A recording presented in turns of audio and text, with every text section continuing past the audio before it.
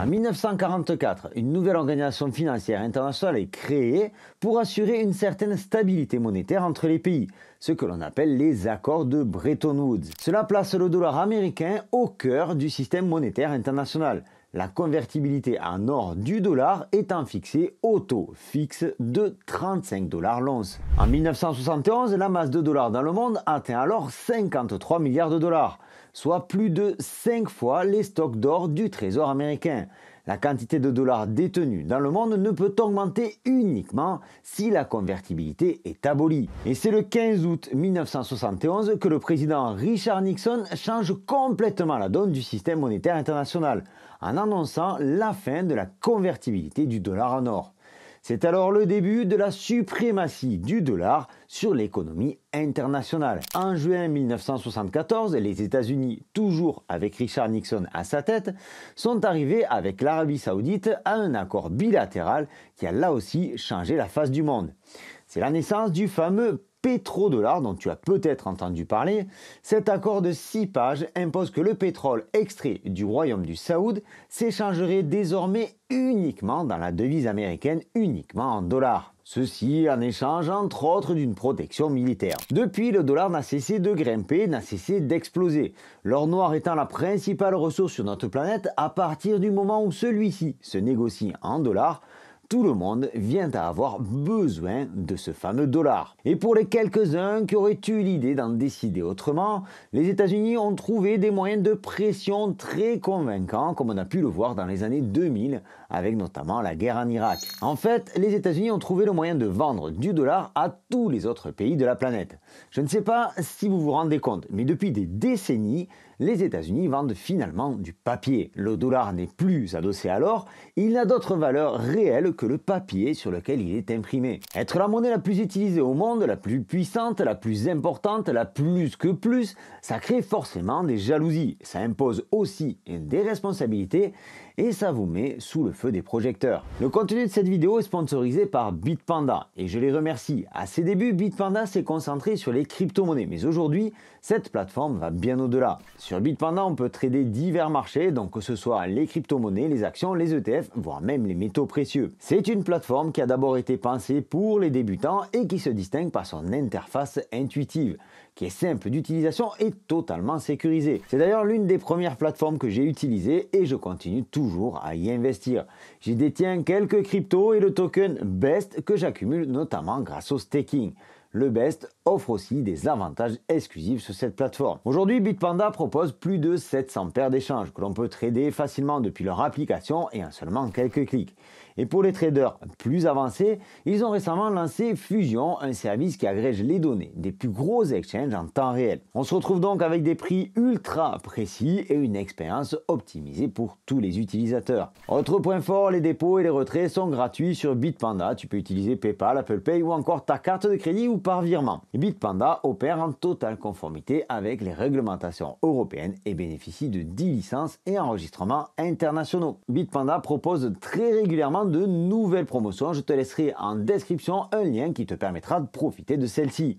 Alors si la plateforme t'intéresse ou si tout simplement tu veux soutenir mon travail, je t'invite à cliquer sur ce lien. Investir dans les crypto-monnaies comporte des risques. Avant d'investir, prends le temps de te renseigner, de faire tes propres recherches et de vérifier la législation applicable dans ton pays. Alors vous ne le savez peut-être pas, mais aujourd'hui un bitcoin vaut 84 700 dollars, soit 74 549 euros. Depuis quelque temps, le dollar chute, ce qui a pour effet de maintenir le bitcoin à un prix intéressant. Et c'est aussi l'une des raisons pour lesquelles l'or a aussi battu de nouveaux records. On pensait qu'après le Liberation Day, le 9 avril, Trump nous laisserait plus ou moins tranquilles.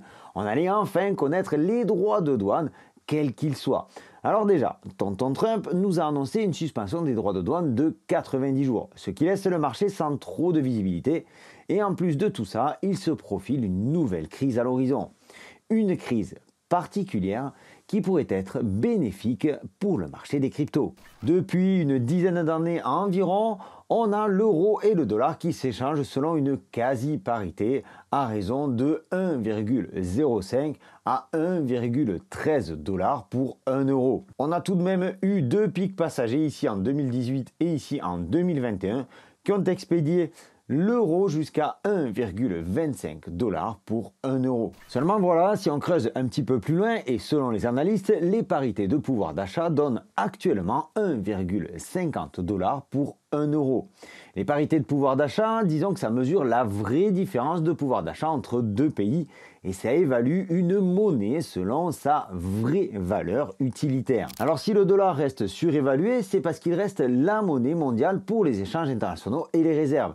Donc la monnaie que souhaitent détenir tous les non-américains. Comme tout le commerce international, et pas seulement le pétrole, se négocie en dollars, il est donc logique que tout le monde veuille acheter du dollar pour continuer à faire du commerce. Je pense que jusque-là, tu me suis. Comme tout le monde en a besoin, que tout le monde en achète, forcément, son prix, le prix du dollar, sa valeur, finissent toujours par monter. Ça, c'est l'idée globale. Sur le papier, parce que je te dis pas que tu dois avoir absolument des dollars sous ton matelas. Un dollar surévalué, c'est déjà arrivé dans l'histoire et notamment dans les années 80. Trump, ou plutôt l'administration de Trump, considère que la santé économique du pays est aussi liée à cette surévaluation du dollar.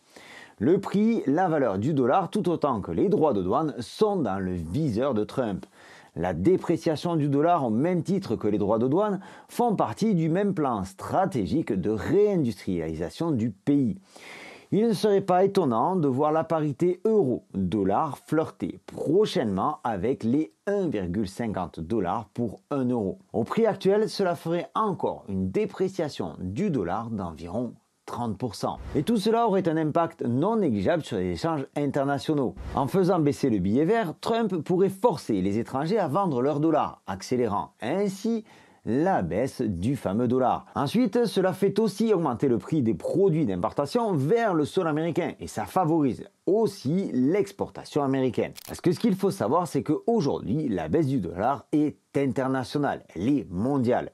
Le DXY, que je vais te montrer à l'instant, est calculé en utilisant une moyenne pondérée des taux du dollar par rapport à 6 autres devises, à savoir l'euro, le yen japonais, la livre sterling, le dollar canadien, la couronne suédoise et le franc suisse. Alors c'est dommage qu'on n'y retrouve pas le yuan chinois qui commence à peser sur la scène internationale, même qui pèse très bien, mais bon, ça reste tout de même un bon indicateur. Et donc ce fameux DXY qui est repassé sous les 100 points, ce qui est significatif pour lui. Tu vois qu'ici on a vu une grosse explosion en septembre 2022, une autre explosion ici en décembre 2024, tout juste à la fin de l'année dernière. Et on voit que là, il est en très forte correction, ce qui montre que le dollar est en train de perdre de sa superbe par rapport à la plupart des devises à l'international. Alors pourquoi cette baisse du dollar est si intéressante pour nous? Déjà parce qu'on sait que ça ne dure pas éternellement. Le dollar finit toujours par se rétablir. La plupart des pays du monde ont contracté leurs dettes en dollars et donc une baisse significative du dollar pourrait pousser ces fameux pays à rembourser leurs dettes et ainsi refaire monter la valeur du dollar. Actuellement, le grand gagnant de cette situation, c'est l'or. L'or qui imprime de nouveaux records jour après jour. D'une part parce qu'il est toujours considéré comme une réserve de valeur, donc insensible aux droits de douane et autres conneries du style, et c'est donc logiquement que les investisseurs vendent du dollar pour acheter de l'or. Et d'autre part parce que son prix est évalué en dollars et donc si le dollar baisse, eh bien tout naturellement l'or va monter. Ce qui est quelque part exactement la même chose pour le Bitcoin. Avec sa supply limitée à 21 millions d'exemplaires, Bitcoin fait office de réserve de valeur. À une échelle moins élevée que l'or, certes, mais cela se fait sentir de plus en plus. Et tout comme l'or, son cours étant essentiellement opposé au dollar, si le dollar baisse, alors le Bitcoin monte. Alors tu le vois ici à l'écran, on a donc la courbe bleue qui représente le prix du Bitcoin par rapport au dollar et la courbe rouge qui présente le prix du Bitcoin par rapport à l'euro. Tu vois qu'on a des courbes qui présentent à peu près la même structure, cependant tu le vois qu'on a parfois des amplitudes totalement différentes. Si on essaye de calquer ici cette période de consolidation, on voit que derrière le Bitcoin en euros a nettement plus explosé que le Bitcoin en dollars. Au cours des 5 dernières années, la corrélation du Bitcoin avec le DXY a fluctué entre moins 0,4 et moins 0,8, ce qui signifie qu'il évolue souvent à l'opposé du dollar, mais pas toujours de manière constante. Si le dollar a une valeur plus élevée, naturellement la valeur du Bitcoin a tendance à baisser, et une baisse de la valeur du dollar s'accompagne généralement d'une augmentation de la valeur du Bitcoin.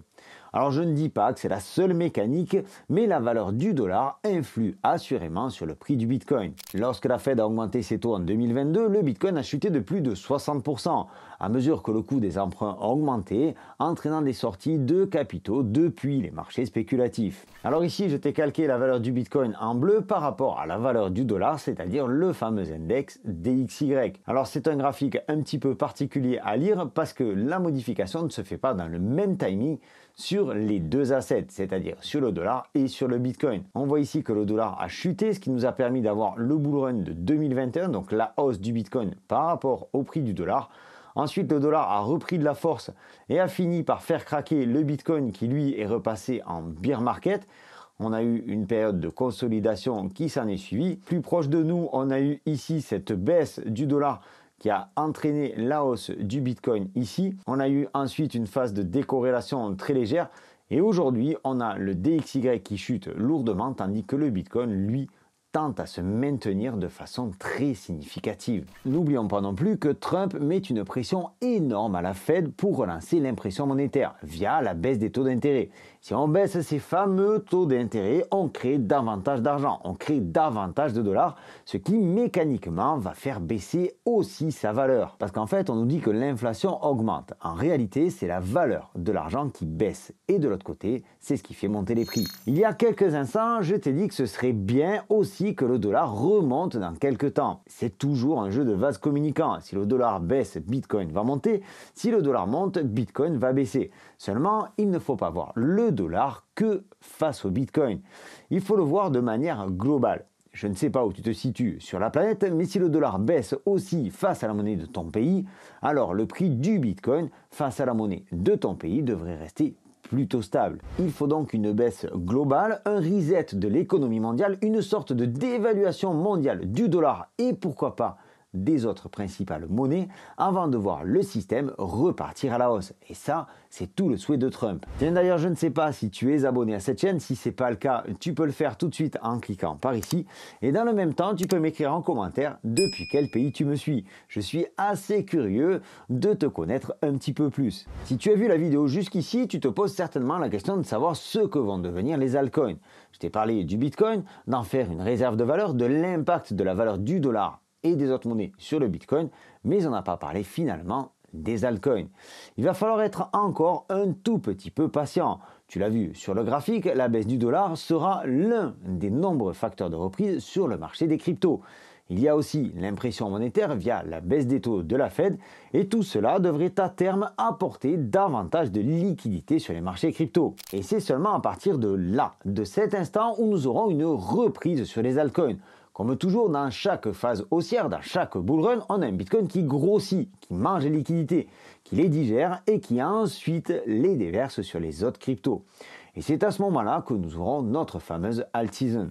À commencer par les plus grosses capitalisations, Ethereum, oui, je crois encore en Ethereum, Link, Solana, etc., etc.